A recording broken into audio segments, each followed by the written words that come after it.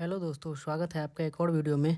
आज हम लोग बात करेंगे फायर के बारे में, जो कि आने वाली परीक्षा के लिए बहुत ही महत्वपूर्ण विषय है। फायर से रिलेटेड हमेशा एक न एक क्वेश्चन जरूर पूछता है हर एक बार के एग्जाम में, और कुछ सवाल और जवाब को भी डिस्कशन करेंगे, जिसमें से कुछ सवाल ऐसे भी हैं जो पिछले वर्षों में सवाल पूछे जा चुके हैं। तो चलिए वीडियो स्टार्ट करते हैं। बात करते हैं फायर का। सबसे पहले तो हम ये देखते हैं कि फायर मतलब होता क्या है। तो फायर एक केमिकल रिएक्शन होता है हाइड्रोजन और कार्बन के बीच, जिससे कि ताप, ऊष्मा और धुआं निकलता है। उसके बाद हम देखते हैं फायर का फुल फॉर्म क्या होता है। फायर के फुल फॉर्म में ही हम लोग को ये मालूम चल जाता है कि हम फायर पे कंट्रोल कैसे करते हैं और फायर को बुझाते कैसे हैं। पहला तो है एफ का मतलब फाइंड, मतलब पता लगाओ। उसके बाद क्या है आई का मतलब इन्फॉर्म, मतलब सूचना दो। अगर आप कहीं पे आग देखे हो पहले, तो आप कहीं ना कहीं सूचना दोगे। उसके बाद क्या है आर का मतलब क्या है रेस्ट्रिक्ट, मतलब फैलने से रोको।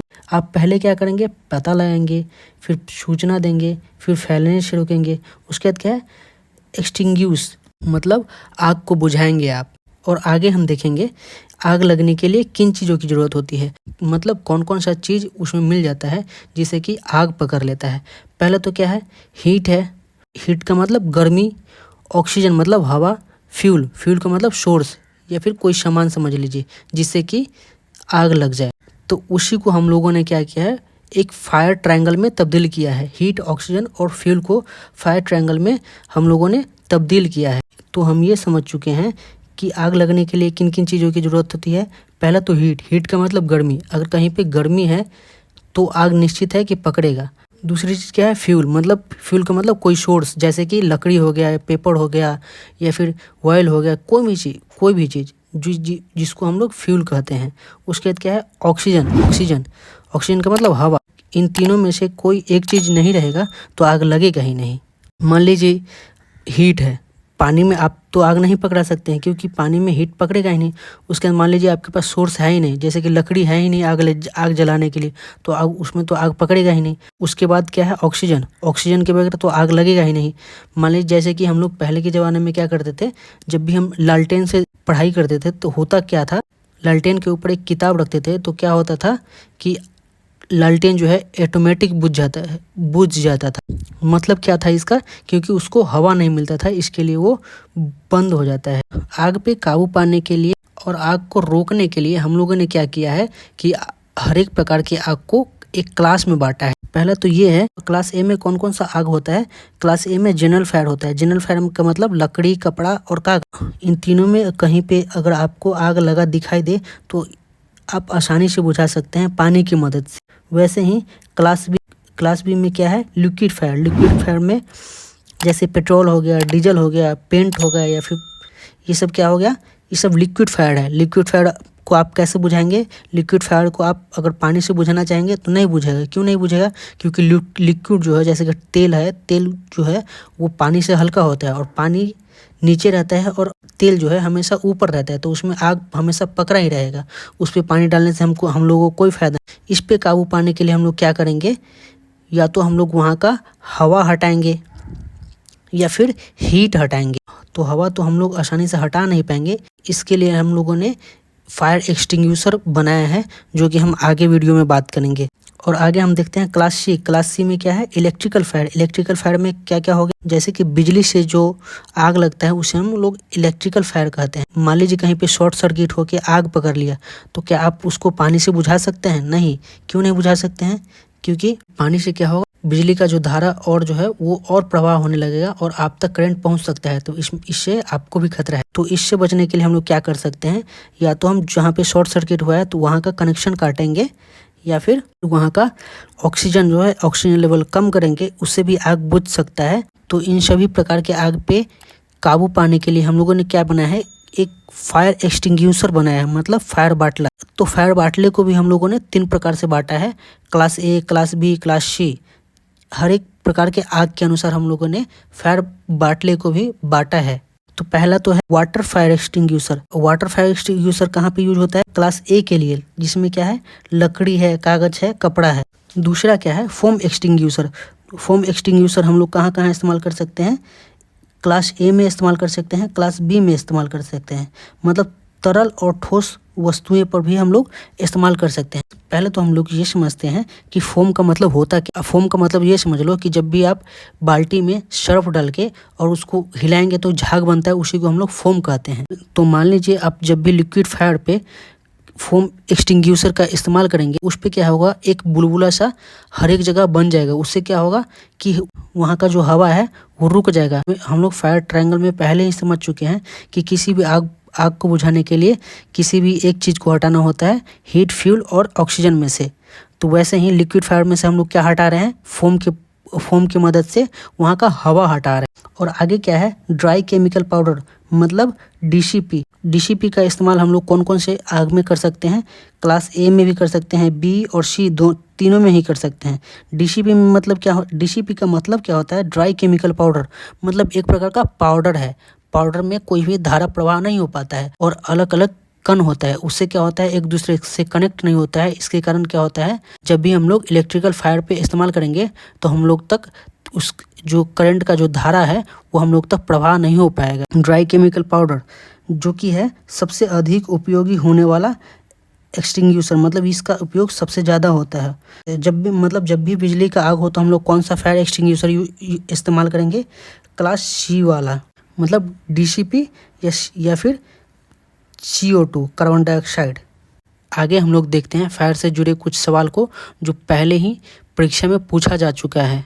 तो पहला सवाल ये है, फायर फाइटिंग अप्लायंसेस। पिछले बार के सारंग के एग्जाम में 5 फायर फाइटिंग इक्विपमेंट के बारे में पूछा था। पहला तो ये है फायर एक्सटिंग्यूशर, फायर बकेट जिसमें कि एक सैंड वाला होता है और एक वाटर वाला होता है।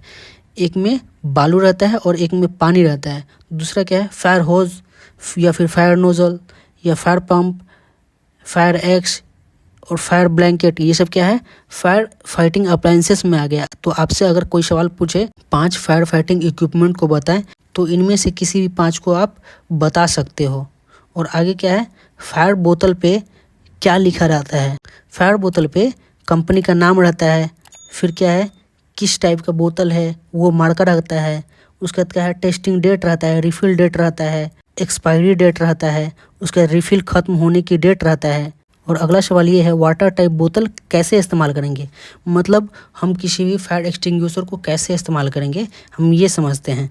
तो पहला तो हम लोग ए मार्का वाला वाटर टाइप बोतल लेगा, हवा के अपोजिट खड़ा होगा, हवा आने का रास्ता बंद करेगा, फ्लंजर का सेफ्टी पिन निकालेगा और फ्लंजर पर जोर से हाथ मारेगा, बोतल को आग की तरफ पकड़ेगा और आग को बुझाएगा। वाटर टाइप में कौन सा मार्का रहता है, ए मार्का।